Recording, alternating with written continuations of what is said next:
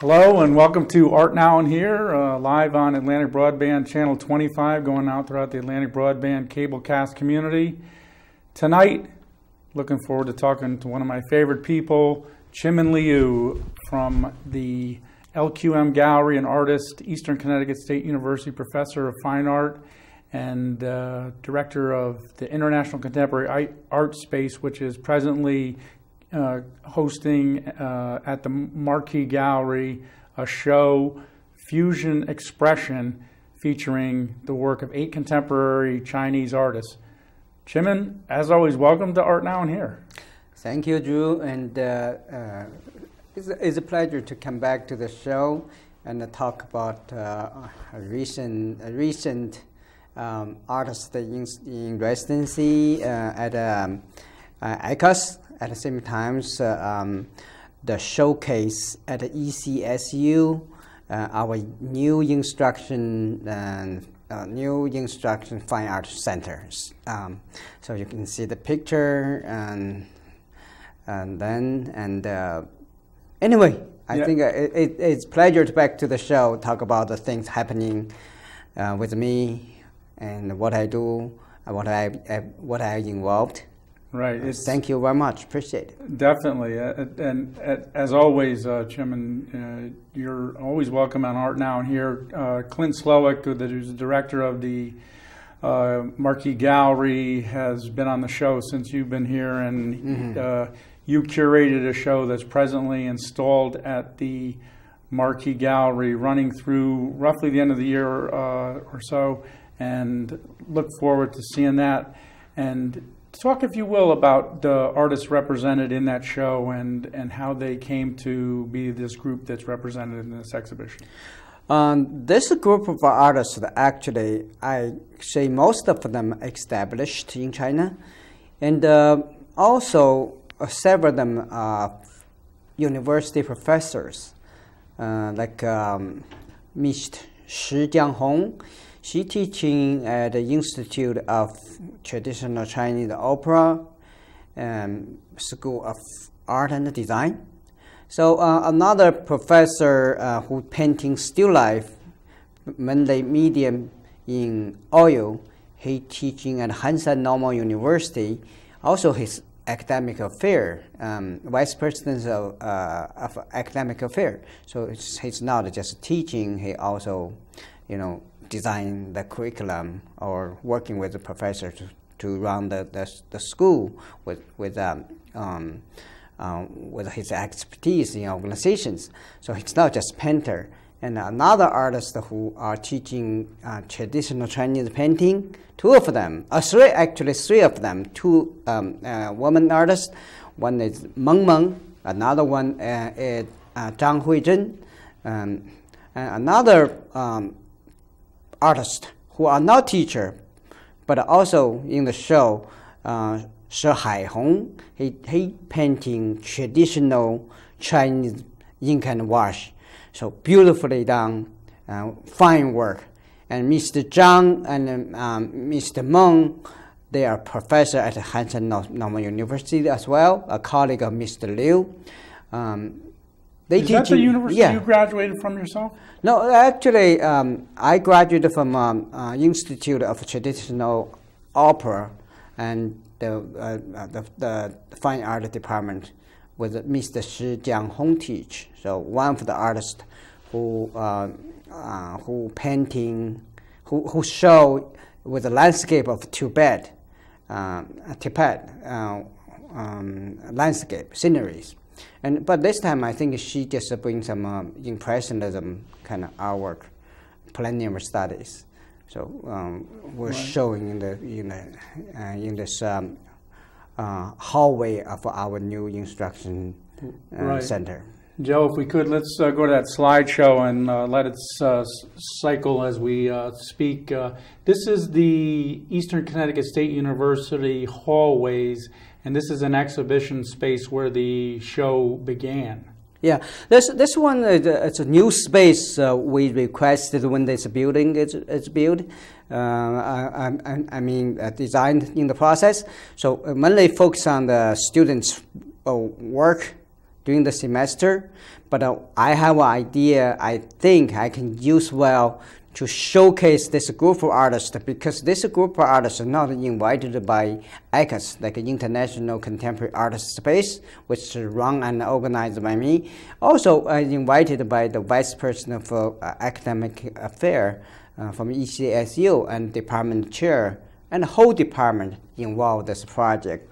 So I want to bring this new, not new, but a different view of different kind of taste, different kind of form of art to our students, give them a variety, a range of things to experience. And one of the things I'm always captivated with in the shows that you curate, as this one here, is while at the same time there is a variety of techniques represented. You have traditional formal oil on canvas, you have ink on paper, you have some block printing, a variety of different techniques, but there seems to be a continuity to the exhibition, and to me a big part of the continuity of this exhibition is the use and interpretation of light by each artist. Yeah, I think you well said. You know, most of the artists in China who painting plein airs, they kind of rooted by Impressionism. So even though they're working on landscape, sometimes they're working somewhat of the theme paintings, somewhat involved with the themes, but they mainly focus on the tonalities, the light of the time, and particularly they kind of rooted by Impressionist and the French art. Now, you know, I bring them to the Griswold, Lawrence Griswold museums. They see American Impressionists. They're impressed by American Impressionists as well. So they didn't know that much about American Impressionists. Now they have more experiences. And one of the really interesting things to retrace the history of Impressionism, a big part of the Impressionist movement was the influence of art from the East.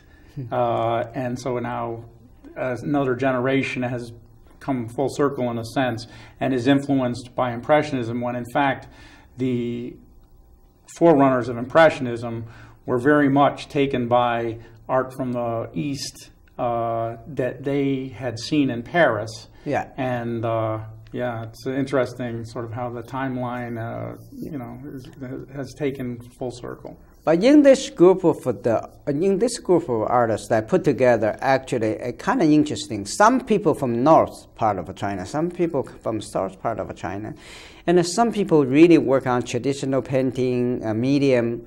You know, use Chinese philosophies, you know, with the motif of subject matter, really Chinese. But some, and they do working on flowers, bird, that kind of theme, and also traditional theme from Song Dynasty, and the continuity of the theme, you know, through the Ming Qing Dynasty to now. But the thing is, they kind of involved with a little more formalist. You know, they could have some kind of contemporary twist when you see some of those circles on gold leaf. So it's a beautiful to see, and also with a lot of interesting colors and simplicity as well. Very simple, very simple. And there's the title card, now the hallway of the Eastern Connecticut State University exhibition space. So the show has been traveling, and how have you found the feedback from all the people? You can see the Marquee Gallery was well attended for the opening. Yeah, you know, we bring this show to the Marquee Gallery. Of course, it's a different presentations. It's more like a professional gallery space. But there in Eastern, at the light, the wall is also awfully good. And the students have great feedback. They see this ranges of work, you know, the ranges of work. And some of them never see before, and they really like it. They some people then could follow the show to Marquee Gallery, so that's how that show influenced to our students. Our faculty involved with a great deal, And we got great support from chair, from the university vice president, Dr. Packus, and also all the faculty members try to be involved and support during the process. So we bring this a great range of artists to the campus, which it truly benefit our students and teaching. Again, really impressed by all the different artists, and I was. See, that's Mr. Zhang. Oh, okay, here this piece here. You had a demonstration also. Yes, we have a demonstration invited by Clinton Marquee Gallery, the directors. So he wanted more involved with the community. So which I thought is a great idea. I talked to the artists agree. So we have a great show there, like a nice presentation and demonstration. Yeah, it's a beautiful collection of work. Yeah, this is by Shi Haihong. He's a more traditional motif of Chinese painting.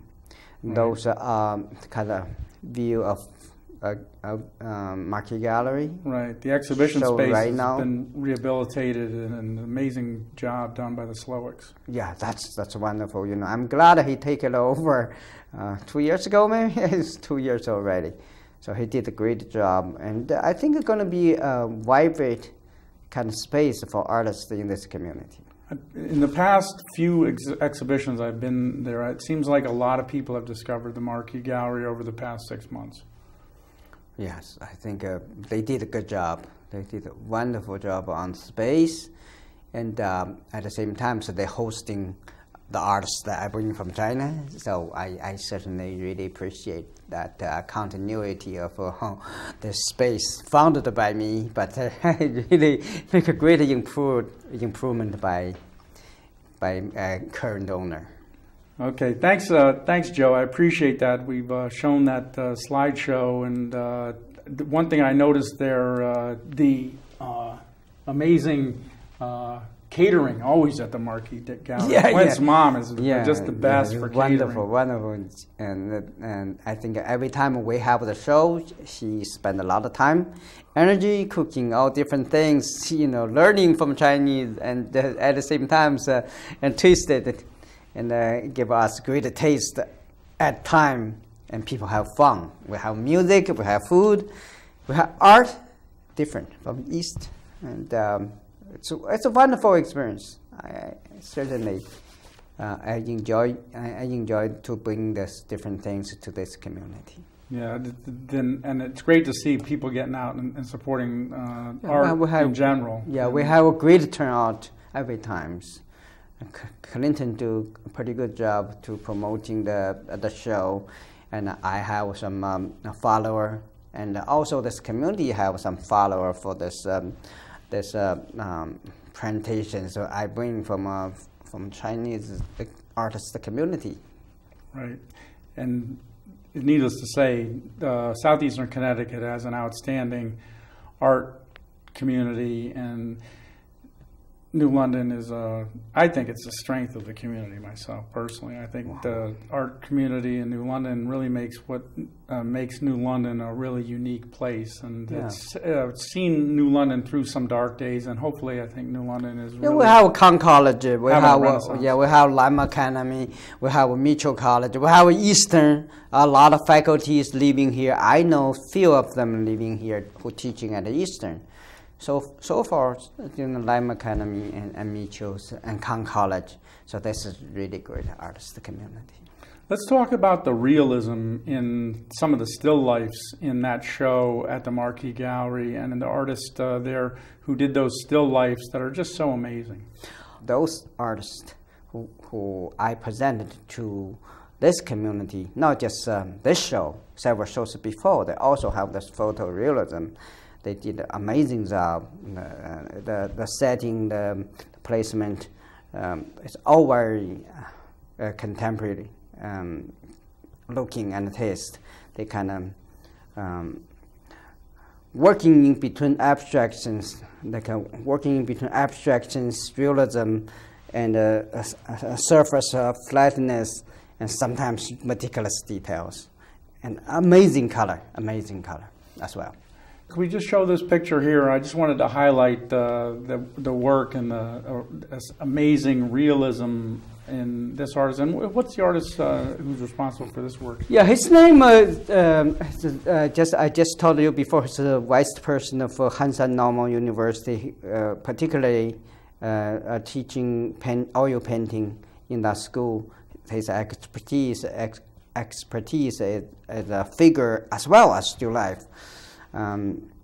So I couldn't say too much more because he's really a slow worker and he's a meticulous person and right. Sensitive on colors and the shape of forms. So he have great technique, great training. At the same time, and spend a lot of time and effort, energy to working on one piece. It's well done.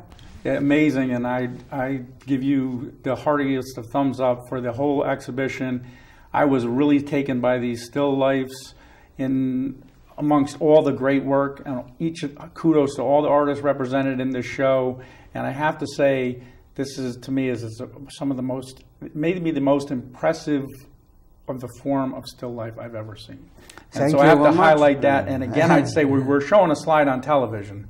And there's never an excuse, never a substitute for seeing the artwork in person. And if they find it captivating on television, you'll find it even more so in person because the color and the beautiful whites and the full spectrum of color, it's just amazing, amazing work. The whole show is great, and I recommend. Yeah, the show's still running, this week. And if anyone who have time, come check it out. I think Marquee Gallery. 87 State Street. 74 State Street. 74th Street. You're right. 74 State Street. New London, easy to find. And the best gallery in town. Check it out. Definitely. Thanks so much for bringing those slides. And Joe, thanks so much for showing those this evening. Let's talk about your own work, QIMIN, because you wear many hats. You're the director of the International Contemporary Art Space. You're a professor at Eastern Connecticut State University. But first and foremost, I think of you as a great artist, one of my favorite artists. And we first met, and I first learned about your work in connection with your mural, The Songs of Our City, in conjunction with Mark McKee, which looks as good as ever. It still looks great there on Thank you for the great words. And yeah, Mark and I are working together to get that mural done for the community. We still really like that process. So my own work, I can say it's been through off and on here and there.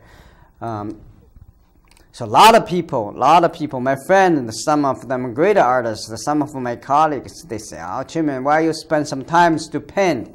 And because I running this artist, like a space, international artist space,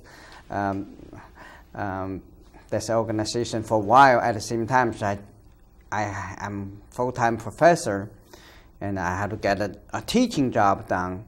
And I'm father, spend the time with my sons and try to do the best I could. So, but I still keep working on the smaller scales.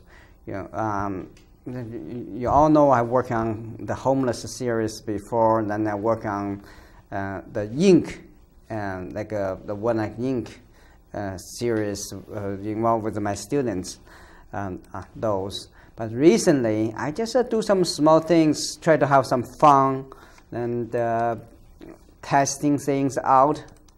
And for example, this I just working during the class demo for the students at the same time, so warm up my hand as well, so not get myself rusted. Joe, if we could, let's show the audience some of the work Mr. Liu has been doing recently, and obviously an amazing figurative artist. These are just a quick sketch, very quick, like a 20-30 minutes sketch for fun. This is a new medium my colleague gave to me. It's called walnut ink, the recipe from Renaissance. So it's very light. It's interesting. And here's some things that are more abstract that you were I talking just about. have some fun with the colors, play some strokes, working with the sketches. It's more like a drawing and those kind of things. Yeah, I love that piece there. It has a real texture to it. You can see in the picture. Yeah. It's just small things. And little taste here, there. So you say this is a new medium for you. It's a different kind of ink. Is that what it is? Or? It's a ink made by my colleague, Andy June, Professor June. You know, my colleague. He make these things every year from like walnuts, boiling down and saturated. Then he gave to me, so I can have fun with this medium for sketches. Yeah. So it's a pretty light, but I make some little things here and there. Yeah, I've seen so much of your work in gouache, and it reminds me a lot of how you use gouache. Yeah, I use gouache. I have something related to the Chinese painting as well. Like this is like a abstract work. I try to have fun with, like a studies. That's the drawing I did. Very formalist, simple. Try to be minimalist. Try to work with less element. What is there in the way of exhibition of your own work coming up in the coming year? Actually, I don't have a bundle of like artwork together. I have here, there. I have themes. I try to experience different things. If I exhibit in the coming year, I would say very different themes of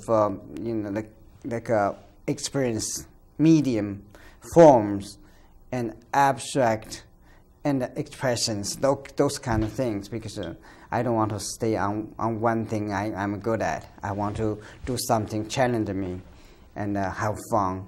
At the same time, searching my possibilities and explore my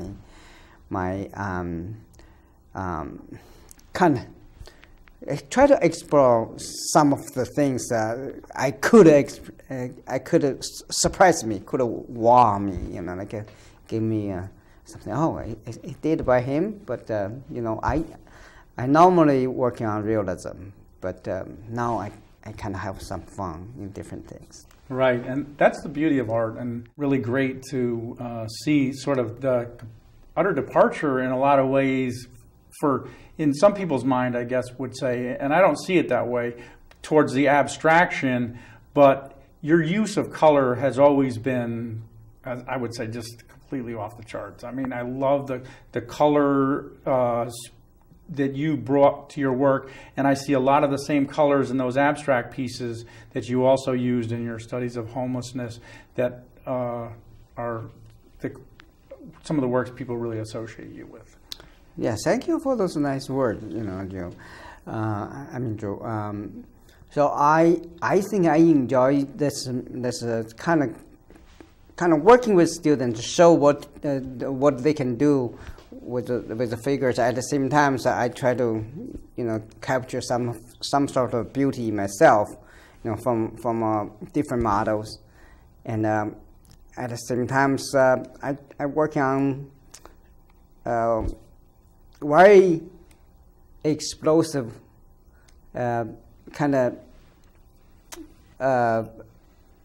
explosive in a quick way of react to what I see, what is surrounding me. So I will do something and have fun. For example, like a couple of abstracts. So it's just suddenly, boom! I see some colors I put together. I see landscapes. I associate my work with the landscapes and around my house. And sometimes still the impression for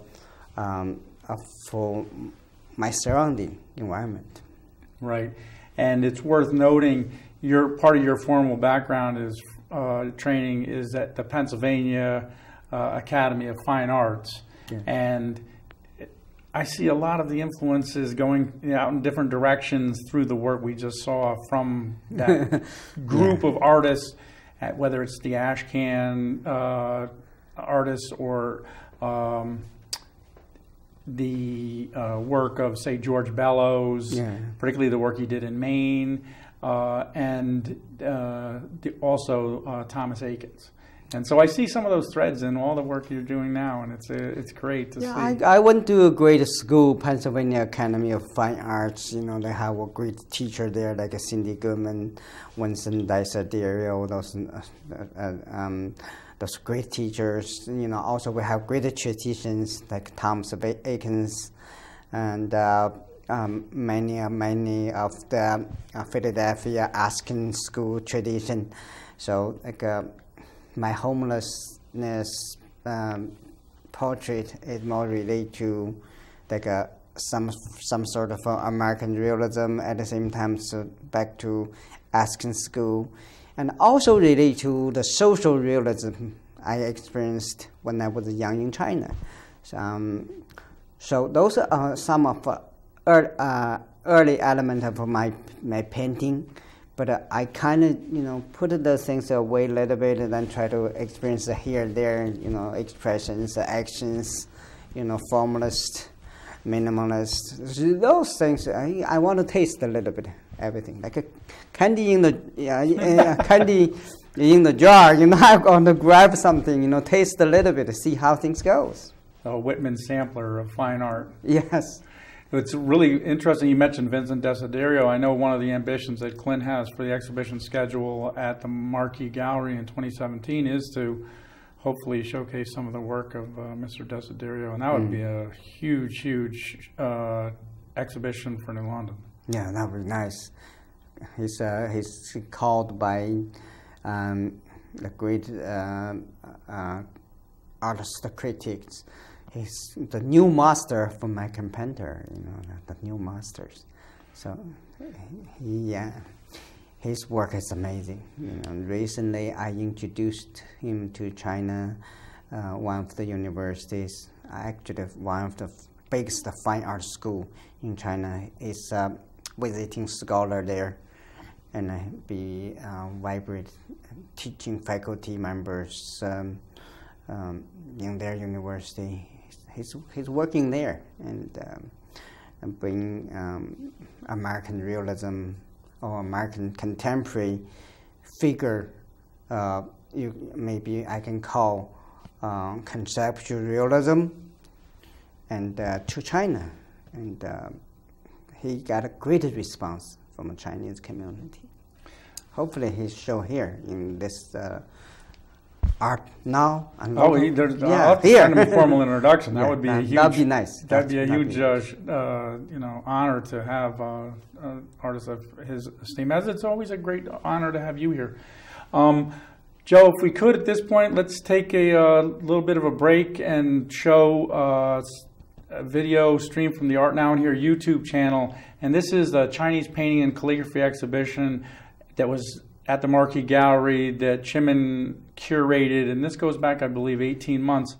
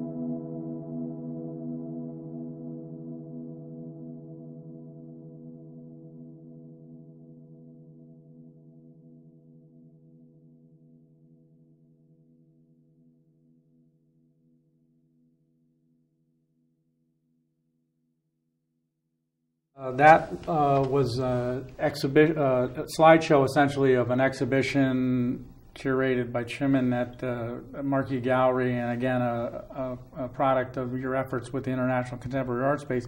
And while the slideshow was showing, you mentioned a point, and it was an interesting observation and a connection that you made between abstract expressionism and some of the imagery we saw there in the calligraphy, and if you could expand on that. Yeah, I think it's not new. You see Frank Klein's and Robert Motherwell, they're very much influenced by the Chinese painting. You can see the simplicity of the black and white work, and the ink strokes, gestures. And I used John Miro's work, like Spaniard. So many of them influenced by the Chinese painting, but so is American and the European painting truly influenced the Chinese artists, because you see this group of artists that I bring in, they are impressionists. And the plein-air painters fully influenced by Western style, but they really embraced into their system and become, no different between American, Chinese. They all like oil paintings, impressionist. You couldn't tell if you don't tell this is a Chinese name or this is the name is a Chinese artist. So I think so that's Western, Eastern, in many, many ways, that really interlocking, and that kind of togetherness, and that's art now. That's art now. Right, and we live in a global village, and with the technology that is available today, and boundaries to a large extent, but then again, not entirely, are being breached, and the cross-pollination of cultures in today's mass media, and particularly in the internet, is more readily available than ever. But it's really interesting. I still bring some the traditional Chinese artists, their focus there. They particular skills in this kind of brush on realistic way. See this flower theme, bird, like a beautiful formless. They twisted a little bit with a contemporary layout and exaggerations, that kind of thing. It's amazing. You see this Chinese artist try to explore. At the same time, so I didn't bring a lot of very much avant-garde, so-called avant-garde Chinese painters. Like they really experienced some kind of different mediums, different ideas. So I'm working on it. I'm working on it, and then try to bring a different artist every time to this community. Hopefully, I can contribute something beyond teaching, and to this community, use my extensive background from China. And that's a question I asked you before, and you've sort of touched on it to a large extent in what you've just been saying. But I want to pose this question to you, and it's always, to me, an interesting one. And you come from a perspective that, for many in America, would find unique, having been raised in China, schooled in the Chinese school system, but then you matriculated at Iowa State University and the Pennsylvania Fine Art Academy. So you have a unique perspective. But what does it mean to you, QIMIN, to be an artist? So I couldn't choose any other professions. So let's put it that way.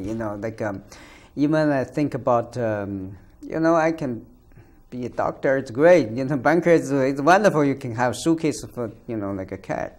But for me, it's nothing compared to what I do now, like an artist. I try to experience different things. I excited with the materials, the small things, the form, and in the corner or somewhere I can discover. And like endless creativity, a creative process involved with my daily life. I just really, really glad I have I have this great selection in my profession, so I couldn't think I can choose anything else. But in China, I went to the normal university training as a high school teacher. At the same time, I went to theater design in 4 years to get my BFA, and I come to United States with the Iowa State Master of Fine Art with painting and drawing, and painting, drawing, and printmaking major, and then go to Pennsylvania Academy of Fine Art, particularly focus on painting. So I think I have a great education background, and now for me to find more time to explore, to express myself. And here's another question I'll ask you, and I think it's worth noting. Again, you have a rich experience and one that for a lot of people is unique. But what does it mean to you to be an American now? It means a lot. You know, like when I was a little, it's not too little, but when I was in high school, people ask me, what is your dream? I said, I'll come to American. But at that time, you know, if you want to come to America, it's rare, it's difficult. But for some reason, my dream come true. You know, come to this country, you know, I have more opportunities to experience, to first-hand experience contemporary art, current art happening. You know, but like 20 years ago, when I come here, it's hard to experience in China. At the time, now, you know, with the internet and with this kind of global, so-called global village kind of situation is easy. But like 20 years ago, if you want to see some American art or Western art from China, that's still pretty much rare. You know, it's a difficult situation.